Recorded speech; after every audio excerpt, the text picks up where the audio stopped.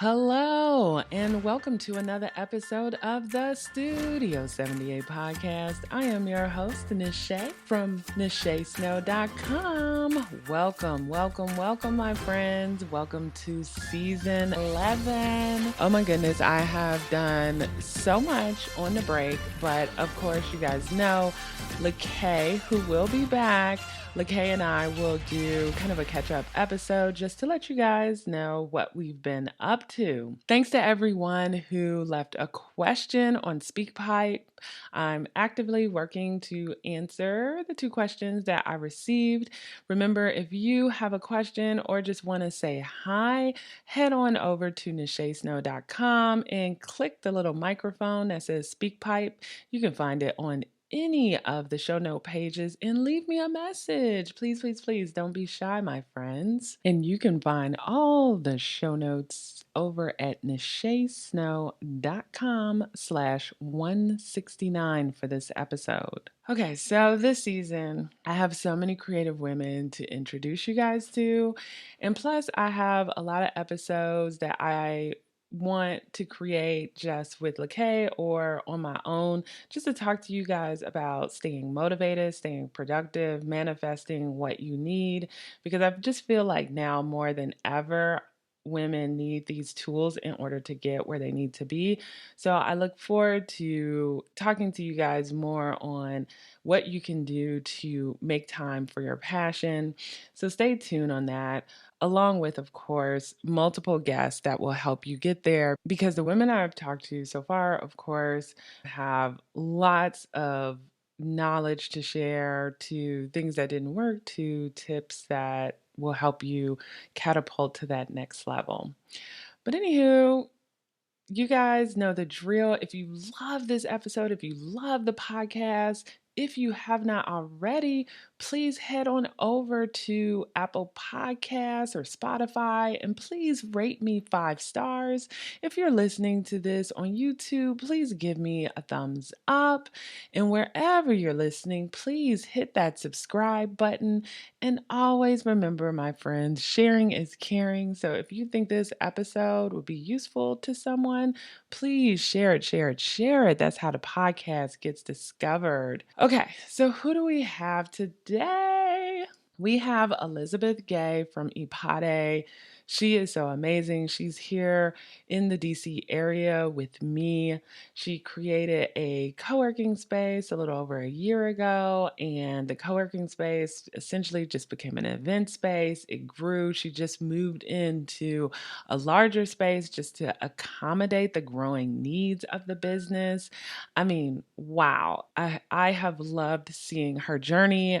If you follow me, you know that I did 2 markets that were at her old space last year. I did one in the fall and then another holiday event. Oh my goodness. The space, number 1, is beautiful. And then number 2, she's just amazing. She has a lot of good energy and she surrounds herself with good people. At the event, I was able to meet other entrepreneurs, and yeah, it was just great. And her focus too is really on creating safe spaces for women of color, a place where we can go and celebrate and learn from each other. And I just think she has done a great job of doing that.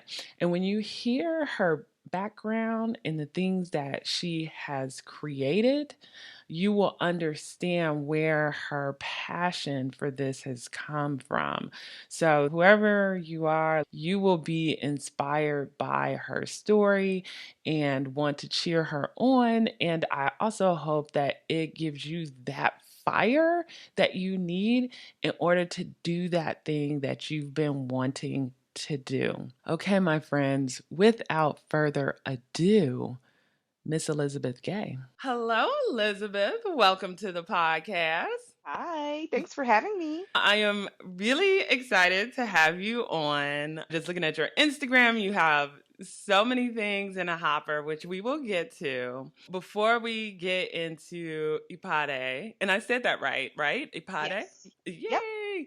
Can you just tell the listeners a little bit about you and your background? Yeah, so my background, funny enough, I have a background in public health Mm, with a focus in health policy. I've done a lot of Black maternal health advocacy, mm. translating data for policy purposes, and curating spaces for Black women to gather, Black folks who are interested in reproductive justice, advocacy. And it was in those spaces that I saw the need for EPOD, but I'm happy to share more about that later. So, how did Ìpàdé begin? Because you said there's a connection there from how you started in your background to opening Ìpàdé. And even before I even go there, when you talk about Ìpàdé and how it got started, please also tell the audience what it is too. I mean, I've done a little Oh, yeah. intro, but if you can explain Ìpàdé also. Ipade, which is a word from the West African Yoruba language, it means meeting or gathering, is an event and meeting space designed specifically for Black women and femmes of color, but it's open to all for venue rentals, for photography, for celebrations, for work retreats, strategic planning. We even have a podcast studio and a photography studio inside our new space. That's what Ipade is. Okay, so yes, how did we get there? You're working in the health space and opening up a co-working space and a space where other entrepreneurs can conduct business is no easy feat.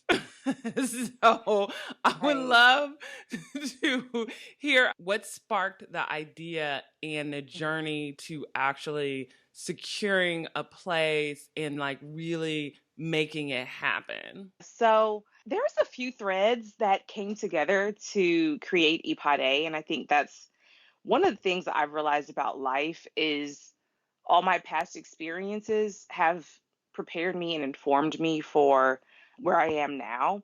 And I'm Mm. sure that the experiences that I'm having now will prepare me for wherever I'm headed in the future. So it's all connected. And so in my life, there were two threads, I would say. One is this interest I've always had in professional development Mm. and leadership development, especially for women and Black women. And it's so funny because I had started when I was a young professional in DC, I had started this, what I was calling a leadership development network. It never took off, but I was doing events and programming for about a year, bringing folks together, doing workshops, doing mentoring. It was just something I was passionate about. Mm. And so that's one thread of one part of the path to Ipade.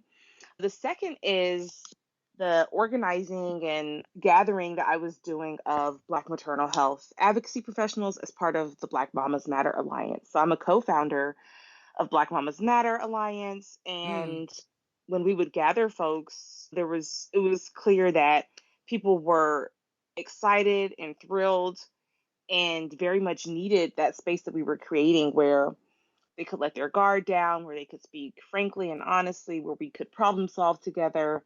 And so I also saw a need for those types of spaces on a regular basis, right? Not once a year or twice a year, but where do we have that place every day where we can come and feel safe and support each other? So that's the Mhm. second thread. And then the third is me actually being a fan of co-working. When I became a consultant, or when I first became a consultant, I worked from my basement in my house. It's a finished basement, but it was very isolating. It was Mm. cold. I started consulting, or I left my full-time job in the fall, winter. And so it was like, okay, I don't want to be, in DC, the winter is gloomy and cloudy. And I was like, I don't want to, I need something different. I can't be here in this basement by myself. It's cold, it's gloomy outside. And so that was really the motivation for me to join a co working space the next spring. And I just fell in love. I was there like at least 4 times a week, getting out the house, meeting people, getting up and dressed, which is important. As we've learned during COVID, like you have to have some routine to keep yourself together, or Mhm. at least I did. I very much needed a daily routine. And so I'd had the idea for Ipade in late 2019, Mm. actually in mid 2019, and then late 2019 I actually started really working on it, putting some teeth behind it, and I was looking for spaces that could be our physical location when the pandemic hit. And I count that timing as a blessing because I hadn't gotten so far that I was Mm-hmm. stuck in a really bad financial situation. Right. Because there would have Um, been a period of time where you would have been out of business, right? If you would have yep, started in 2019, all of 20 would have been a loss. yep, Yeah. exactly.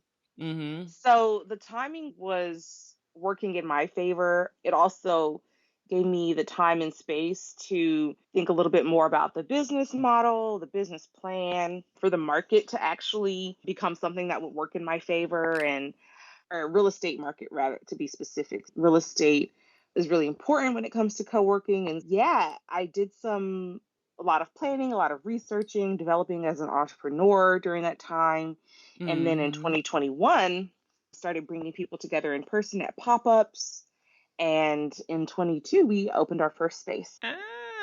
Okay, so many questions.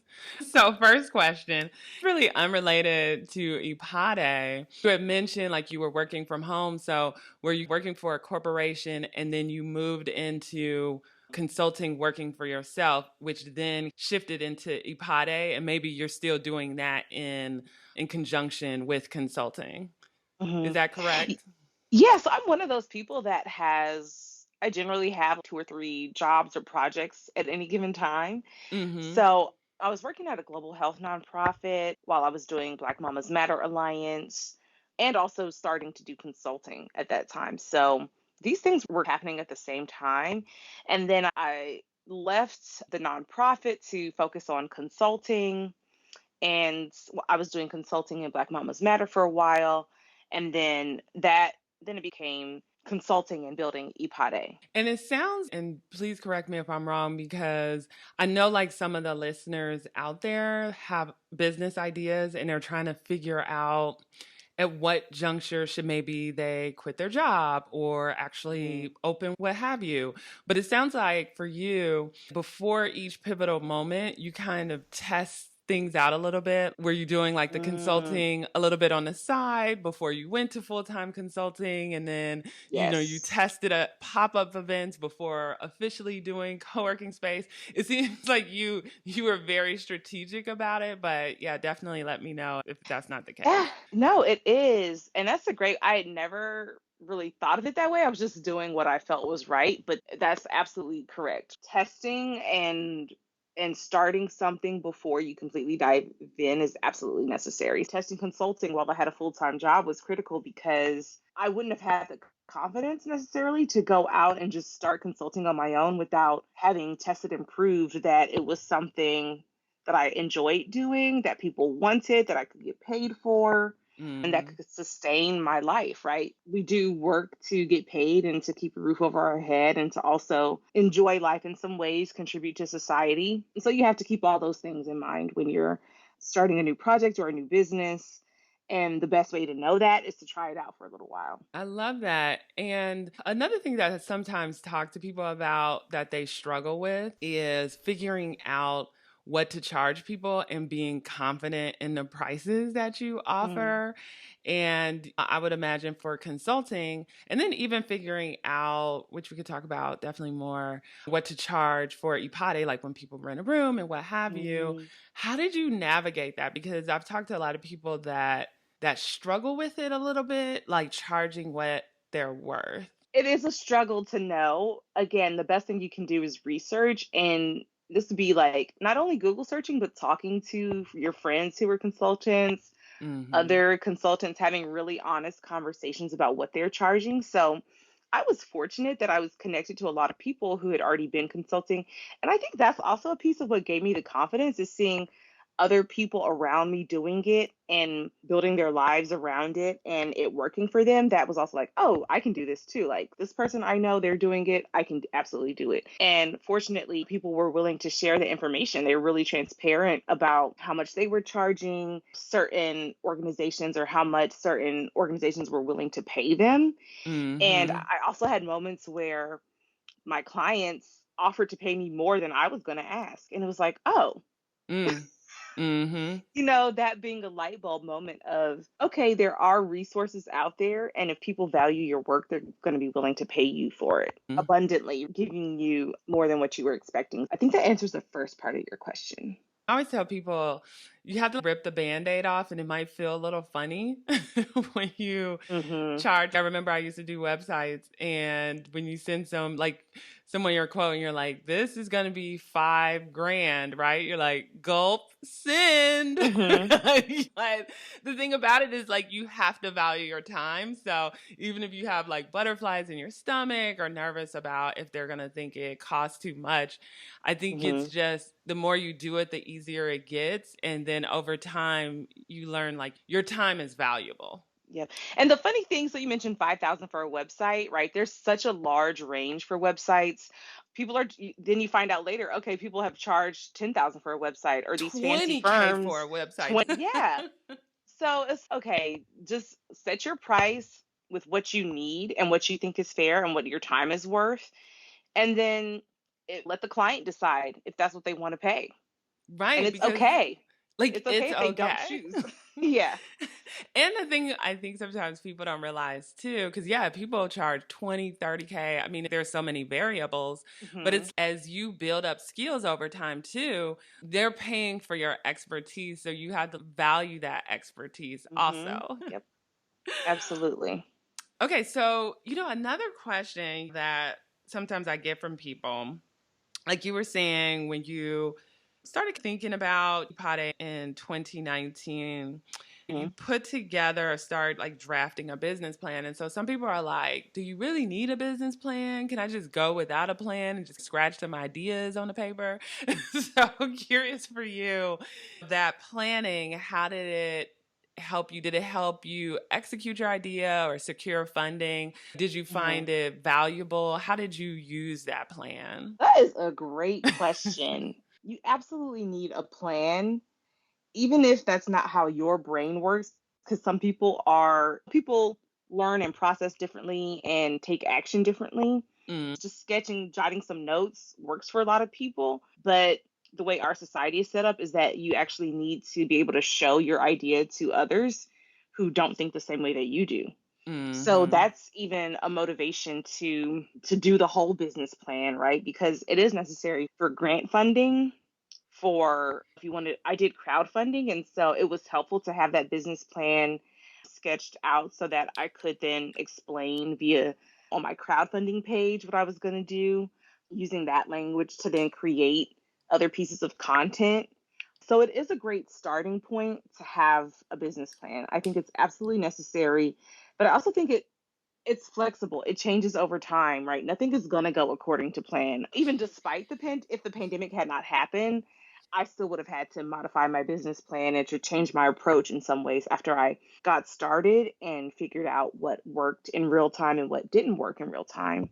Or even as the years time passes and people's priorities change, Mm. being able to respond to that in a productive way. So the business plan is a guide, but you also have to have some flexibility in how that plan comes to life. Love it. Okay, so it's 2022. Like you've had some in 21, had some in person events.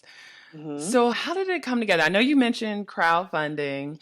Hmm. Also, did you do that before you secured the space, or like how did it come together?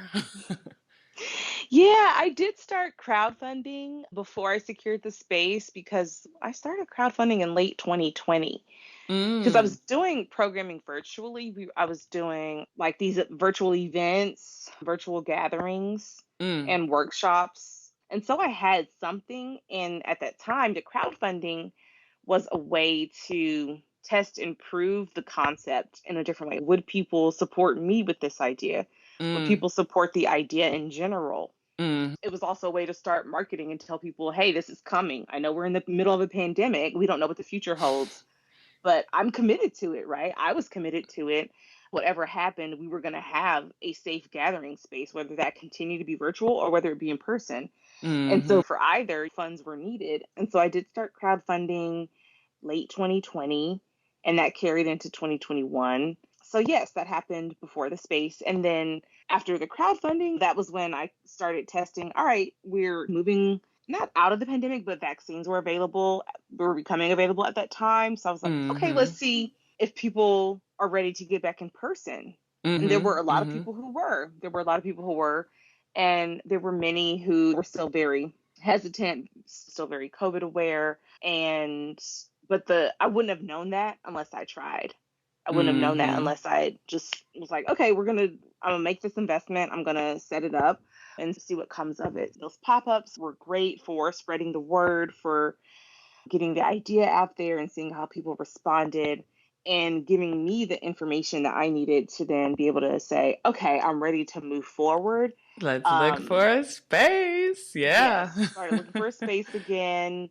And by that time, like I said, the real estate market had changed. And Yeah. so it was a little bit easier to find a space as I would say, a new entrepreneur in this way. I've always had an entrepreneurial spirit, but it's Mhm. my first time running a brick and mortar, or opening a brick and mortar space.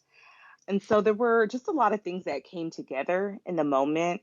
And I think other people, your listeners, will also find that when they set those intentions, when they start Yeah. pursuing, they'll see the pieces come together in a way Mhm. that really works for them, really supports them, and helps them achieve their vision in a really wonderful way. I love that. And timing is everything because I feel like, especially in 21, there was a lot of people that struggled with being home by themselves for long periods of time. And Hmm. so that need to be around people for a lot of folks was there. So I think the timing was really great. And then secondly, with the space, I know what you're saying too, because I feel like, we're in the DC area for those who are listening. And there was a lot of spaces that were just unused, Hmm. right? And Hmm. so I feel like there were a lot of landlords, whatever, looking for people to lease their spaces because Yes. of the pandemic. It was like there was just so many places open across the city. Yep. So Hmm. it kind of, the timing did, I think, worked out because probably whatever you would have been able to even find and then afford in 19 is very different than what Yes. it was then in 2021. Yes. Absolutely. And then just a Absolutely. quick question before you go into securing the space and all of that, because I know people are going to be like, but what crowdfunding platform did she use? So, what Oh, did you decide to go with? yeah, I decided to crowdfund on iFund Women. They were very supportive of entrepreneurs in the early stages of the pandemic, and they still are.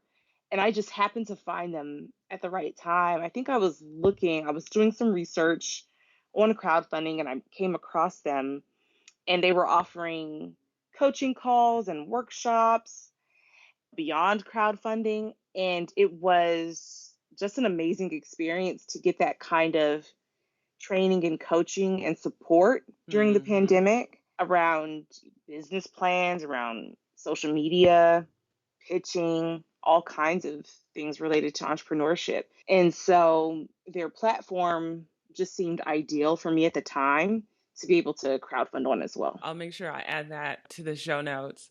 And so finding the space, and you guys, so Mm. I've been to her first space. She has another space now. Now she big time. She upgrading. Right. But how did you find that space? Why did you decide on that particular area? And then Mm. the designs folks of her space was absolutely beautiful. So I would love to hear about that process too. But yeah, just like finding it, location, and Hmm. decorating. Curious to hear your thoughts Yeah. around that. Yes, I'll start with location because location absolutely matters to me. And one of the reasons it does is for accessibility. I Mm, wanted anyone across the DMV area to be able to get to the space and to utilize it. So it's in the center of DC in DuPont Circle. And that was intentional because I wanted to not only serve DC area, but also serve Maryland and Virginia and folks who are coming from out in the suburbs, from all around, to be able to have a central meeting point. I know for some folks, it's so far out from where I live in Virginia, or it's far out from Maryland, but it is, when you think about everyone coming together, it's fairly mm-hmm. central for our region. And so that was one part of the accessibility. The second part was it being metro accessible. Mm. So it's within walking distance, like a 3-minute walk from the DuPont Circle metro station. And then the building itself needed to be accessible. There are many places in DC that only have stairs because of the historic buildings.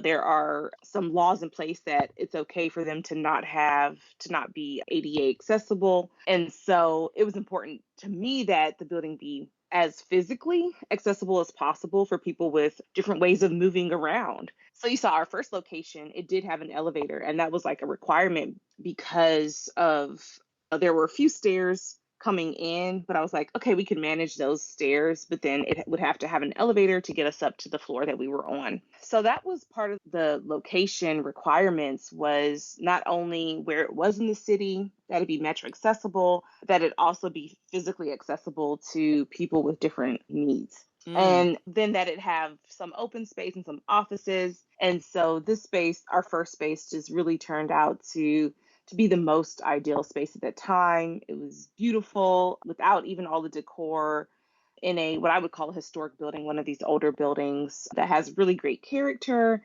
So the space had a lot of character and a lot to work with. And I was very fortunate to be able to have my friend Amber J. Phillips design the space. So Mm. I think that the that's one of those things that really just came together, and that Yeah.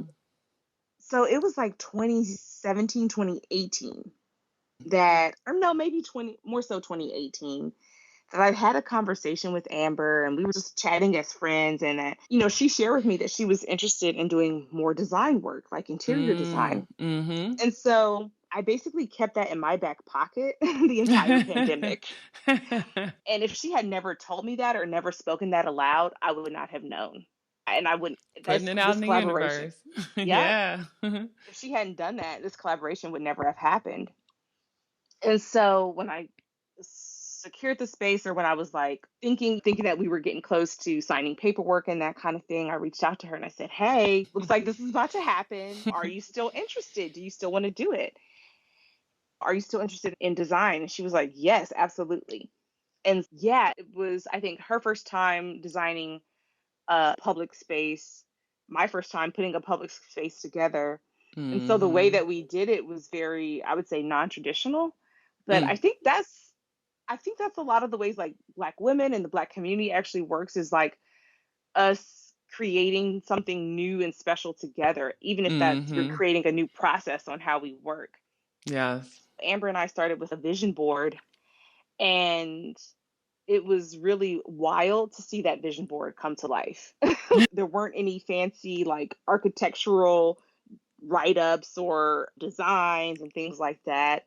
It was our vision and our intention that made it come to life in a way that really resonated with people, that people could feel the energy of when they walk into the space, that Mm. people could see and just experience. And it's really hard to put into words. You felt it when you walked, since you've been in the space. And Mm-hmm. it's so interesting too to have to see that feeling and that intention carry over into the new space, which has a lot of upgrades. It's bigger, it's a little bit fancier, it's a little bit more modern, while still holding on to that Black tradition that we wanted. I would say Black design tradition that we wanted to infuse the space. That feeling has also carried over into the new location, which is something I was like worried about. I was like, did we put so much into the first one that people won't get it in the second one? But it really did. It really did carry over in a beautiful way. And it's so gorgeous, you guys. I'll like definitely put some pictures in the show notes because it's like you kind of walk in and the colors is very rich. The furniture like has like lots of textures and the decor. I always tell people it's the little stuff that matters, from little vases to the placement of books, even in your home, right? Like it's those little touches. And then people know I'm like a plant nerd. I have 20 plants in my house. So when I walked in and I saw the plants, I was like, yes, because that just also creates such a vibe, right? It's just Mm-hmm. like a warm, cozy, homey feeling, but it has so much. The space has so much richness to it too. It was funny because even when Mm-hmm. I posted videos of it, I had people DM me and they were like, "Oh my God, that space is beautiful." And I was like, "Yeah, you should see it in person." So funny story about the plants. That was all Amber. I did not consider myself a green thumb at the be Actually, so I bought 2 calathea plants in Oh yeah. 2020 Oh, to those are try to become. difficult. Those are They are.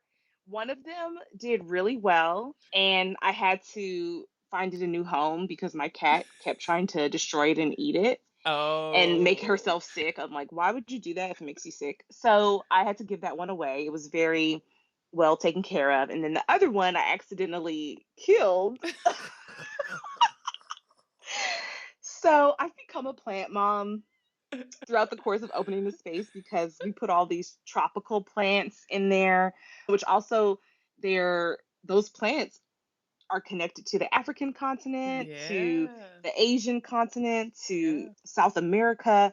And that was, again, very intentional of who the space is for, how we were designing it, and wanting, even down to the plants, for that to reflect our heritage and our various identities. Yeah, the plants are, I've become a plant mom now, and they've done really well. We did have our first non-survivor recently. I don't know. Oh. So that was But it tough could have on me. been the location change. I don't know if it happened after you moved it to the No, new. it was after the move, and it got Yeah. put against, I think it was too far from the sun. Yeah. Yeah. It gets tricky when you move plants because even when I moved recently, I had one that I didn't think was gonna make it because you have to find the right space before it decides Hmm. to die on you. Very Hmm. tricky. Yeah, and then there's some that this plant had, I think it was a rubber, or no, a Oh, ZZ the plant. ZZ. Yeah. It stayed the same size for a good year. It was still like, it was alive, but it Mm, just wasn't growing. And mm. then we moved to the new space. I guess it got a new spot, and all of a sudden we've got two new blooms and growth. And I'm like, oh, okay. I mean, plants are so high maintenance. Like it is all about the space because even like I have two fiddle leaves Mm, and I have one like in my room where I'm recording now and it is must be the perfect space because it has grown like 200% since like yep. my last place. It's like Yep. I love this spot. Yeah. It's so funny. It's so funny. But yeah, the plants love it in the space. And I also attest that to like just the good energy that's there. It's a little woo woo. You can Yeah. feel these things if you're paying attention, and the plants can definitely feel it too. They can't. I am a plant person. I'll be giving plants away, pillias, all kind of plants. So Hmm. as soon as I walked into your space and saw the plants, I was like, I'm in love. Mm, So I'm glad the plants made it to the new space. hmm. And I wonder if you had to buy more because it's a little bit bigger. Did you end up getting more plants or did it kind of work out where you were able to spread them out and still kind of get that same vibe? I had bought one because I saw it when I was at Home Depot, and I just loved it. I was like, oh my God, I love this plant. This is me becoming a plant person. So I was like, I Yeah, it's love it. So I had addictive. bought Yeah. one. And then after we moved, I realized I was like repotting and stuff just to make sure they were in the right pots and they looked Hmm. right. And I split one. So we got another one, and then somebody gifted me, oh, my intern Marilyn, I'll just call her out. She's so special and sweet. She gifted me a plant for my birthday, which is around the move. And so we got another one. But no, I didn't buy too many more. Just those are the three. So the one that I bought, the one that I was gifted, and the one that kind of split because it was growing in a pot together and it needed its own space. Yeah, no, but three Yeah. additional ones, that's three more you got to water. So that's like a lot. Oh, okay. Like, that's a lot. Okay, switching to the new space, but even connecting to the old space, people are like, even if someone wants to open up a restaurant, like a cupcake Yeah. place or whatever, a lot of times people struggle with trying to find a place. So, did you just use your network? Did you look on Google, the paper? But how Mm. did you find both places? I worked with a realtor. Ah, So smart. Yeah. yeah, I would say you need a really good realtor. And the realtor, it's like funny how we ended up together. But I had tried to work with a few realtors And it just didn't work out with them. It just wasn't a good fit. And I was like, okay, I'll go see spaces on my own because I'm determined. That's how I am. And so he had actually shown me this one space before the pandemic. And he was like, do you have a realtor? I was like, no, I'm just here. And we ended up working together, and he stuck with me through the pandemic and all this uncertainty. And it was a really great fit. And I would say the things that you need to look for in a realtor are someone that believes in you. They're not just doing this for whatever, just to have another sale or rent on their sheet. It's like they actually believe in you, they support you, they want to see you win. They also need to be a good advocate. And again, this being my first time with the brick and mortar, there was a lot of education that I needed we went through this process. And so he was very good at like answering all my questions, explaining things, but also advocating for me to get the best deal, to get things that were going to work for me and for my future. And that's extremely important. I was just talking to somebody recently whose realtor did not seem to be fighting for them. And this real estate world is too tough. It's too cutthroat. It's too, you have to be on the top of your toes. So I do not necessarily recommend people go it alone. Like you need a realtor and you need someone who absolutely knows what they're doing. And so that really helped me find and secure the first space. And then also the second space. The second space that we moved into after a year was the first space that he showed me. And it worked. And we were like, okay, because by that time he knew what I was looking for, what I needed. I had also had a year of learning about what was working in the space and what wasn't. At that time, it was like, okay, we need a bigger event space. People are really coming back together. And so being able to recognize what your business needs and to be willing to let go of if you need to, let go of whatever old vision you were holding on to. So I think part of what works well for me is that flexibility that I mentioned, that openness to things changing, to things evolving, and being willing to do that. I was like, this space needs to exist, and I'm going to do whatever I need to make sure that it does. If that means we get more event space and then we have a few offices for people that want to co-work, that's what the space is going to need to look like in order to have it exist for the community, rather than focusing on offices, because I could have gone very office heavy, but it became clear over the past year, no, it's gathering space where we need the square footage to do the makers markets, to host people's celebrations, to have space for workshops and film screenings. And yeah, so that's what And is that kind of did. that the numbers bring you there too? Because of Oh yeah, course, yeah. okay. So numbers are information. So it's not only what I'm seeing with my own eyes, which would have been pretty clear, right? It would have been clear. Okay, this is what's taking off, what people are really interested in. But it's also the numbers. And I was in this program recently, the Goldman Sachs 1 Million Black Women Black in Business program, which I recommend to every Black woman entrepreneur that has started a business and is looking to grow. That program really emphasized your numbers as really critical data. That's what a business is, right? You're like, if your numbers aren't, it's just a hobby, right? If you're not making money, Right. that's what people teach. It's just a hobby unless you're really generating revenue. And so that kind of stuck to me like, oh yeah, I've always been really good about watching my numbers and tracking them, but that program took me to another level of then interpreting the numbers. What do these actually mean? How are they connected? How is what I'm putting into marketing coming back as revenue, coming back as leads, warm leads that will then, people that host events there then spread information about the space because they have a high quality experience. So it's numbers, but then there are also so many things connected to those numbers. So there's so many facets to a business that you just learn as you go. I could never have known before. And I think about, okay, that business plan on the Google Doc or Word Doc or that little Yeah. piece of paper. then becomes what in life and what you're Just doing. wow, Yeah. this is real. Like Yeah. now you have to start thinking about what's next, right? Like it's once it's realized. Yeah. Yeah. Yeah, and I've been trying, I think this is for me on a more personal level too, is like trying to be more present and less future focused because I've always Mm, been very like future focused, and it has created some disconnect between where I am and where I'm mm, trying to mm, be, mm-hmm. and which causes certain I would say negative feelings of never being satisfied, Mm. right? If I'm too future focused, I'm not satisfied with where I am.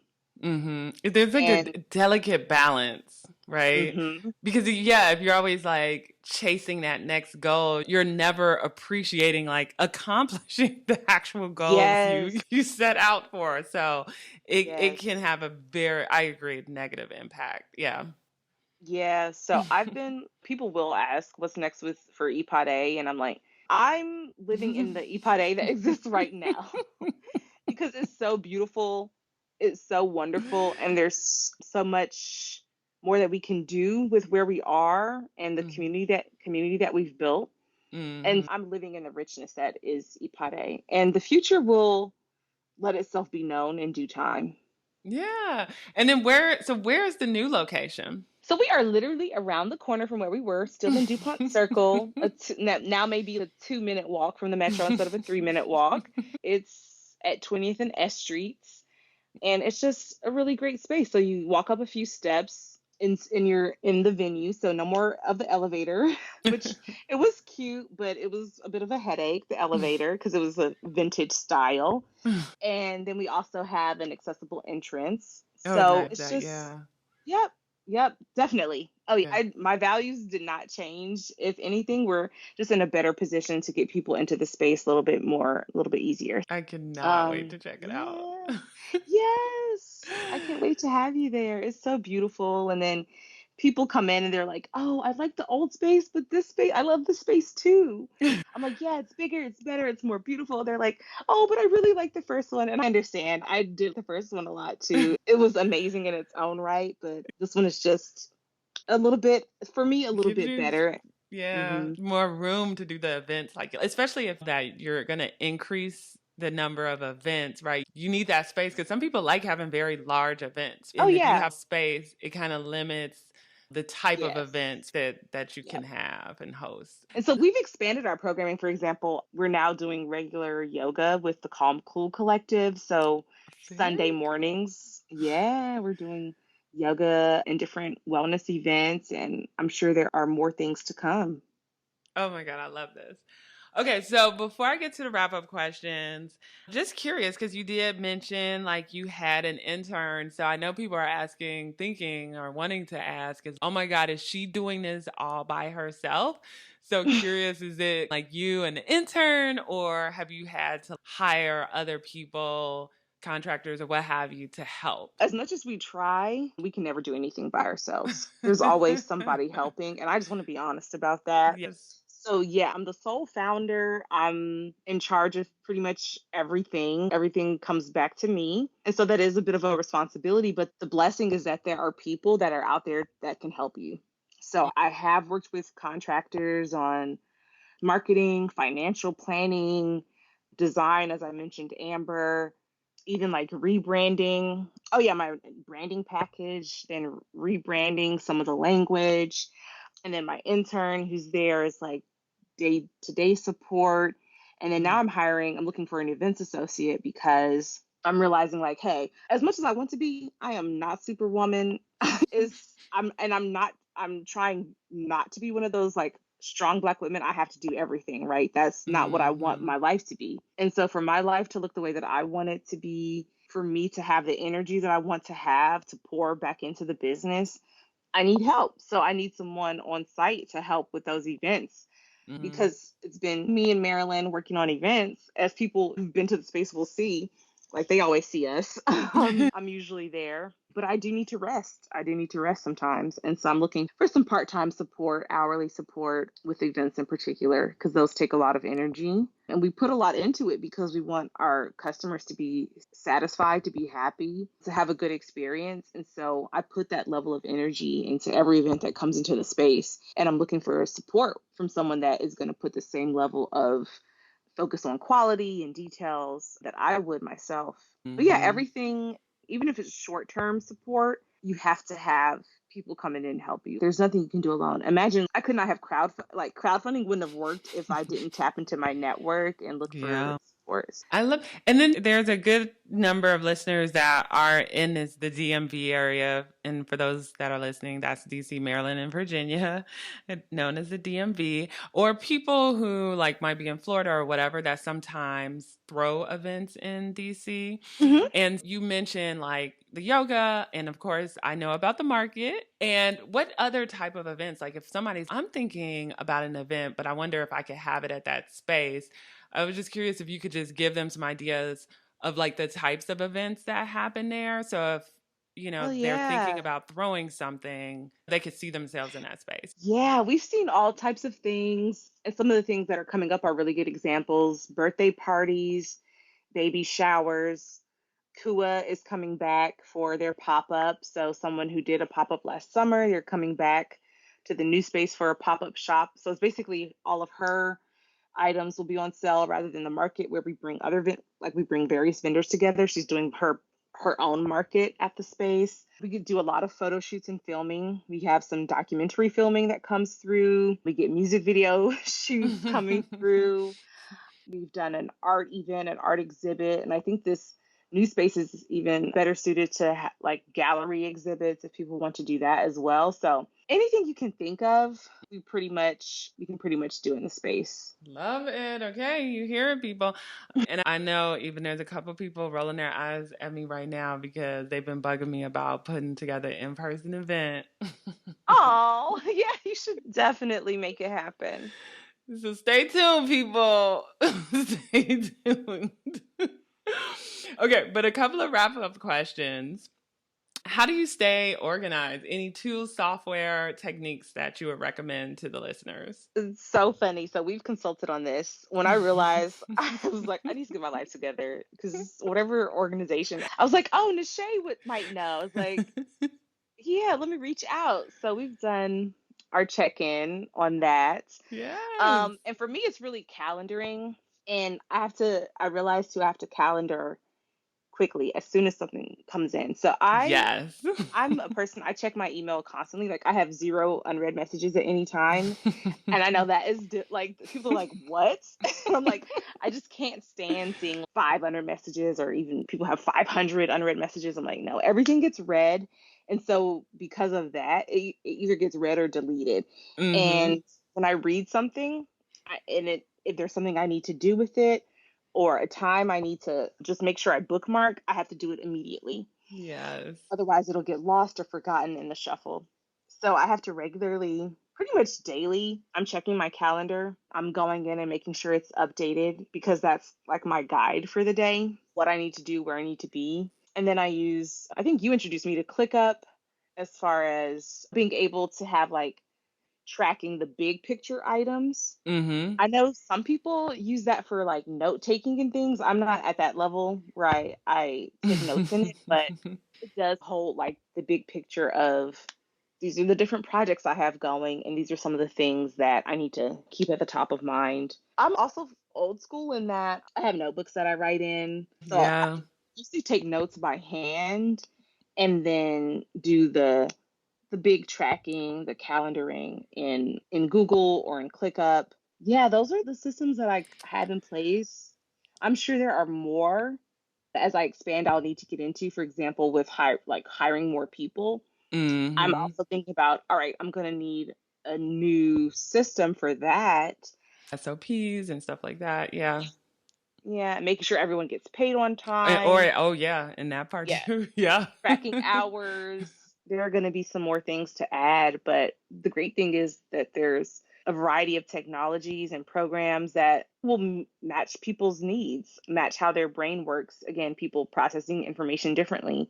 And so you just have Mm-hmm. to take some time and find what works for you. I love it. I always tell people, so it just kind of warms my heart hearing your system. 'Cause I'm like a Yeah. productivity junkie and live and die by my Hmm. calendar.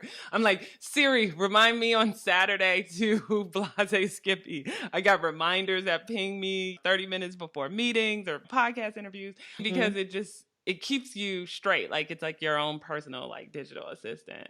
So I love it. And then I love what you're saying too. Like you have to find what works for you because you have ClickUp, you got Notion, you got Asana, you got Airtable, right? And sometimes you got to experiment with a couple and then figure out what works. And I use analog too because sometimes I just want to write stuff down before I throw it into Notion or my calendar because that's just how my brain works. I just need to write it and then things click and then I digitize it. Love it, Elizabeth. And then, do you have a hobby? Too funny. Do I have a hobby? Yes, I'm sure I do. Okay. It's like She's being one now a of plant mom, people. No. those. That's my hobby is watering the plants when I get to the space. I do work a lot. I will say I work a lot, but the way that I decompress is reading books. I love to read Ooh. fiction. Mm. I've started reading a lot more nonfiction lately, but I like to go on adventures in these books. And so Mm. that's I would consider that a hobby. TV, of course, different types of shows, spending time with my husband and my cat, who's sitting here looking at me right now. I love to travel. So I actually just got back from a trip, which I hadn't been able to for a long time, but Mm. again, being committed to my rest, my wellness this year, Yes. seeing, okay, the constant grind is not sustainable. And knowing how much I love traveling, traveling helps me reconnect with myself, to reconnect with humanity. I love seeing new cultures, exploring new Yes. foods and places. And so traveling is really great. I love the beach. So as often as I get to go to the beach or go to the swimming pool, I have some plans to do that this summer. Yeah, those are some of my hobbies. I love it. And I'm catching you cold, but people know like I'm like a reader like crazy. Usually it's audiobooks though, so I can just do it on my walks and everything. Do you have a book that you could think of offhand that you would recommend? I do. So for fiction, I've actually discovered this author Amy Harmon. She has some really great books. The series, okay, The Bird and the Sword. The Bird and the Sword. She has a lot of them, a lot of different books, but The Bird and the Sword I really thought was very beautiful. It's like a historical fantasy fiction. So off the beaten path of what people are typically reading, but I do read a lot of fantasy. Historical fantasy, not so much, but this one was really, it was just beautifully written. And so that's at the top of my list of if I had to recommend a book to someone, a fiction book, I'd recommend that one. I will put it in the show notes. Hmm. And this conversation has been fabulous. Please tell the listeners where they can find you, all the things. Yeah, so you can find us on the internet, ipade.online, IPADE.online. That will take you to everything you need to know about us. You can find us also on social media at IPADEWOC. So that's Ipade Walk for women of color. And we're on TikTok, Facebook, Instagram, and LinkedIn. We were on Twitter, but Twitter just didn't really work. So we're off Twitter right now. And then, yeah, come by to one of our events. So if you sign up for our newsletter at the website, you'll get updates on what events are coming up. We have some great things in June. We have what we call a Kiki and Connection networking event. That's going to be with Glory Adeem of the Well Read Black Girl. We then have a Juneteenth event that's called Black Solstice. It's going to be very cool. Food, music, art, wellness. We're going to do all those things.